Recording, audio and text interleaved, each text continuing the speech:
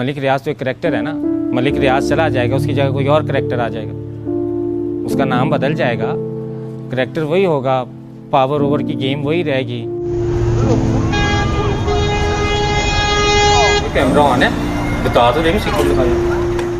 वो पर्सनैलिटी का नाम नहीं है, वो एक मेंटालिटी का नाम है, और वो हर इंसान के अंदर मुझे आज नज़र आती है। यहाँ पे मैंने आपको बताया कि मुझे चैलेंज मैं करती हूँ, जहाँ मेरा चैलेंज है पाकिस्तान में कि मुझे वो दूध वाली दुकान दिखाएं जहाँ पे वो श्योरिटी से कहें कि यहाँ पे खालिश दूध बिकता है। तो अगर आपके पास ये श्योरिटी नहीं है ना, तो फिर इसका मतलब कि पूरे पाकिस्तान में मलिक रियाज सारे में बैठे हुए, हर जगह पे बैठे हुए। जो हमारे किराना दुकान में जो मिसाला बेच रहा है, उसके अंदर लकड़ी का बूरा मिला के शामिल करके और रंग मिला के दे रहा है ना, वो भी मलिक रियाज है।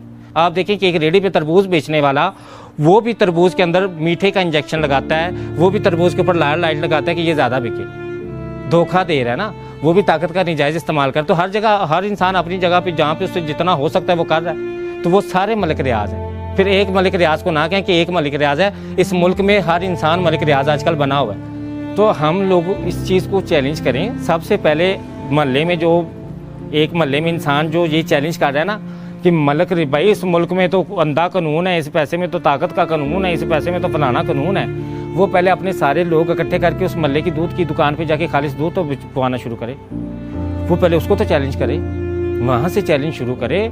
वो चैलेंज आहिस्ता आहिस्ता फिर आगे बढ़े। लोगों की पहले रूट जो नीचे है, जो जड़ें हैं, वहाँ से ये मसला शुरू करें ना सही करना।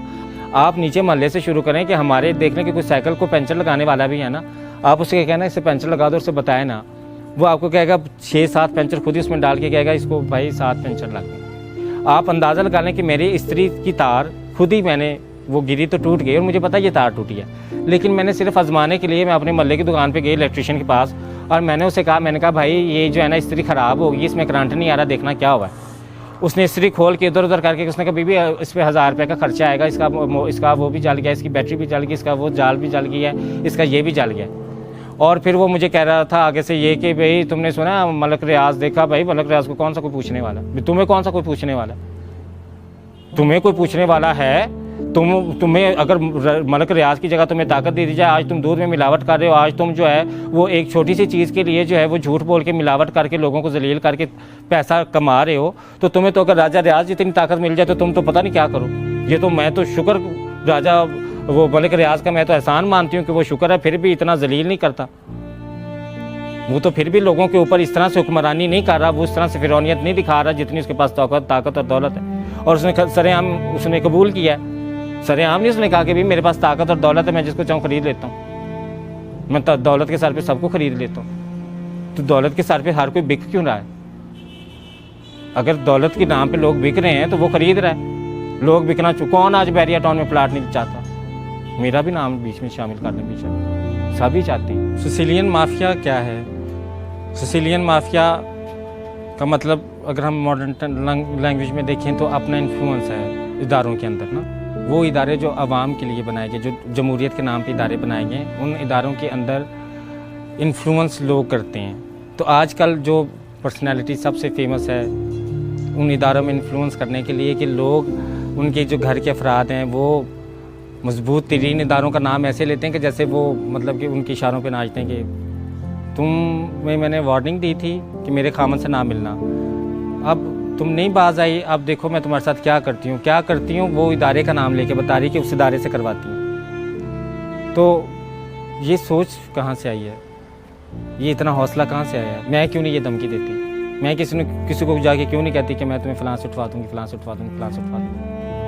तो देखिए इदारों के अंदर जो इन्फ्लुएंस हुआ है ना, वो पैसा और ताकत की वजह से हुआ है। अब वो जिसके पास भी होगा वो कर सकता है। अब इदारों में वो इन्फ्लुएंस पैसे और ताकत से कैसे कर लेता है, ये तो अब रियासत सोचे, ये तो रियासत के सोचने की बात है, जारी बात है, मेरी बात तो नहीं। लेकिन मैं तो ये सोचती हूँ कि एक जो रिश्वत देने वाला इंसान है, देखे ना, मैंने अक्सर लोगों को देखा है कि आप मलिक रियाज को सिसिलियन माफिया तो हम कह रहे हैं, लेकिन आप ये भी देखें कि एक इंसान मैंने देखा कि किसी वैसे भी आम घरेलू झगड़ा हो जाए ना तो वो भी पुलिस को रिश्वत देता है, रास्ते में चलान भी पकड़ा जाए तो 100 रुपया रिश्वत देता है। वो भी सिसिलियन माफिया का हिस्सा है, उसको अलहदा ना करें मलिक रियाज से।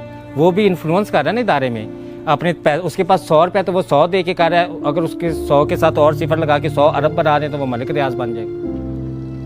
तो सिफरों का फ़र्क है, सिर्फ नीयत का, सोच का तो कोई फ़र्क मुझे नज़र नहीं आया। सिर्फ आपको सिफर का फ़र्क नज़र आया ना कि मलिक रियाज ने 1 अरब रुपया दे देना था तो गरीब ने 100 रुपया दिया। उसने भी वैसे ही इन्फ्लुएंस किया, उसने भी इदारे के अंदर इन्फ्लुएंस करने की कोशिश की है अपनी ताकत और वसाइल को इस्तेमाल करके। वो मानना नहीं है, सिस्टम पे नहीं चला, उसने जुर्म को जुर्म नहीं माना। तो ये जो इदारों की कमज़ोरी है, ये इदारों की कमज़ोरी कैसे पूरी होगी? हर तरफ जो मलिक रियाज है, इसका नाम धमकी के तौर पे क्यों इस्तेमाल होता है? मतलब कि जो सियासी लोग हैं वो मलिक रियाज को धमकी के तौर पे क्यों इस्तेमाल करते हैं? इसके क्या वजह है? हालांकि देखें तो इतने अमीर लोग बैठे हैं, तो मलिक रियाज जो है वो क्यों धमकी के तौर पे इस्तेमाल किया जाता है? कोई और क्यों नहीं किया जाता? क्या कौन उसे इस्तेमाल करता है? कैसे, मतलब कि कैसे वो ये धमकी बना है? कैसे, क्यों इदारे उसको धमकी के तौर पे इस्तेमाल करते हैं? क्यों मलिक रियाज का इतना चर्चा किया जाता है? क्यों उसे बदनाम किया जाता है कि ये ताकत के नशे में धोता है और ये ताकत और दौलत का इस्तेमाल करके कुछ भी कर सकता है? वो कुछ भी करने के लिए इदारों तक पहुंचा कैसे? किसने उसे जगह दी है? बताएं।